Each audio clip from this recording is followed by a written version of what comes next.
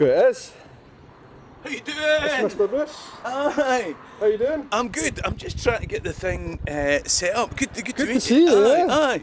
And this is your favourite castle. It is indeed, and it's only I drove like 10 minutes to get here, so easier for me, a bit longer for you to get to. But I'm on a big journey, right? Okay, I'm going down to the borders. Uh-huh. We're going to explore places. We're going to go and see castles down there, battlefields and all that kind of stuff, right? How we used to fight the English. You work down there now, actually. I do, yeah. I'm Aye. a bit of a turncoat, if you could say. Yeah, well, hey, you're not the first Scotsman to have gone to London Exactly. for work, are you? Exactly. James VI did it. I mean, half the country did it at one point. Exactly, it's true. So I'm here. We're going to do a bit of we're going to do a couple of videos here on this channel, obviously, the vlog. We're going to do a really great video on your channel as well. Hopefully. And we'll see how we get on. But it's a nice day. It is a bit chilly, but Yeah, but the sun's out. Do you know what I mean? And you can see the bay, you can see Arthur's Seat. That's not actually Arthur's Seat, it's Arthur's Seat's round here, isn't it? aye. So you got the crags on the. You call this Salisbury Crag? You've got the crags on that side, and then you've got the top Arthur Seat right in the middle. Yeah. Up there. This is a cracking spot. It's a bonny location. The thing is, it's 10-15 minutes for Edinburgh City Centre. People don't realise that. Do you know, and the thing is, Craigmillar gets a reputation. Does I? But I've driven through it, and trust me, there are shittier places where I'm from than Craigmillar, I can tell you that. It does get a reputation, but it's all right. You know, I grew up around here, and I went to school actually just over the other side of Craigmillar at high school, and it was a wee bit rough, but it was fine. It doesn't feel any rougher than. No. I did a video in Airdrie once. Do you know what I mean? Right? To be fair, it was worse than the 90s. It's better now. Ah, right, okay, right. But, They've worked on it. It's all aye. up and coming. Yeah. But anyway, you've got your camera Let's get this set up. Let's get set up and let's get going.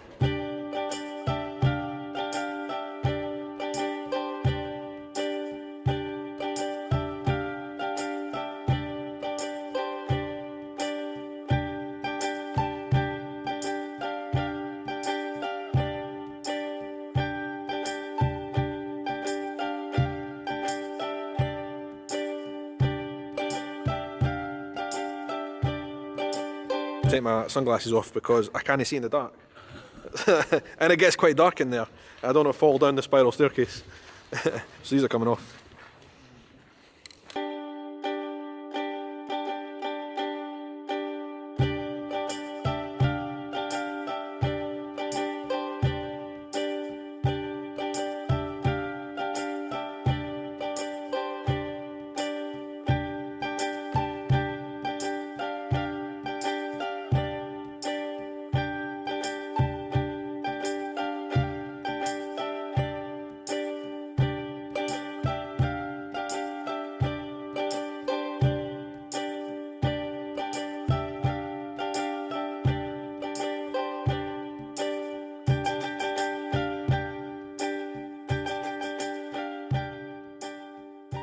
Some place in here, isn't it? Yeah. Force there's quite a lot of echo, but hopefully our microphones will sort that out. Hopefully. No, but it gives it atmosphere. Yeah, it does, yeah. It gives it ambiance. This is the Great Hall where all the parties would have happened. You can see the picture up there. It tells you more about some of the parties they would have had. Would have been all fancy carpets on the wall. It's beautiful. Lord's Hall is the actual name of it.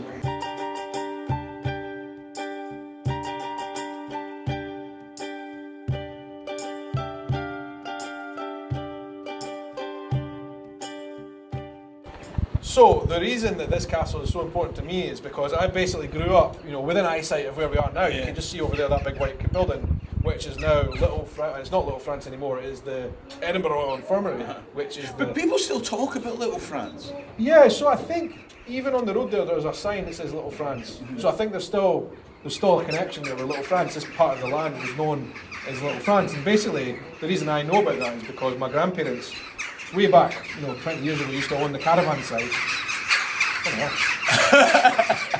Yeah, the French crows. Are they? They're not crows. What are they?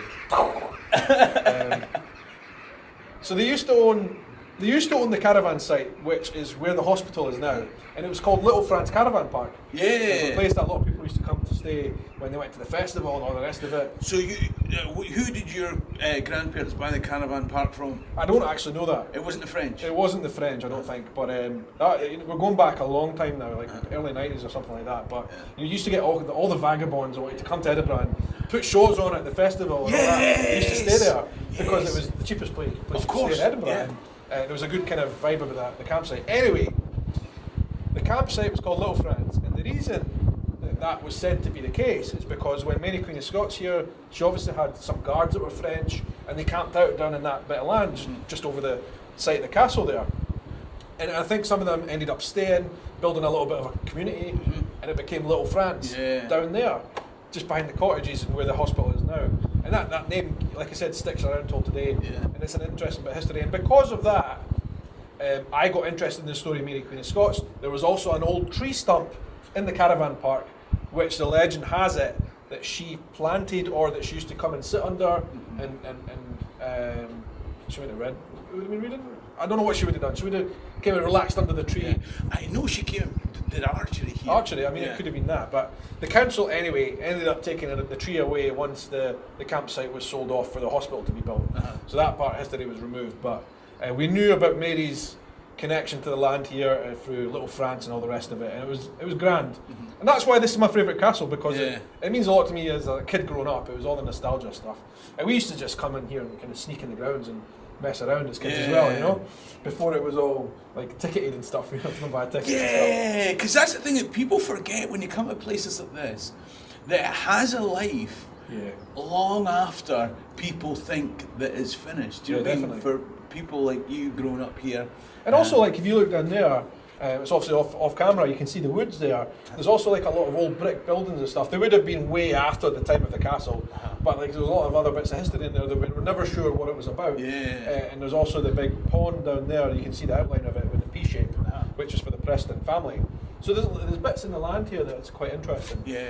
Anyway, that's why we came here today, and that's why it's my favourite castle, not Edinburgh Castle. But Bruce, I want to say thank you for coming here and meeting me. It's been great fun, isn't it? It's been brilliant. You know, we've been wanting to do videos together for ages. I think you're an absolute legend. People love your videos, and you're so funny. And I want to come and see your stand-up shows at some point. Whenever you're doing them next time. But also your YouTube videos are just so informative, and have taught me a lot about my own history that I had no idea about.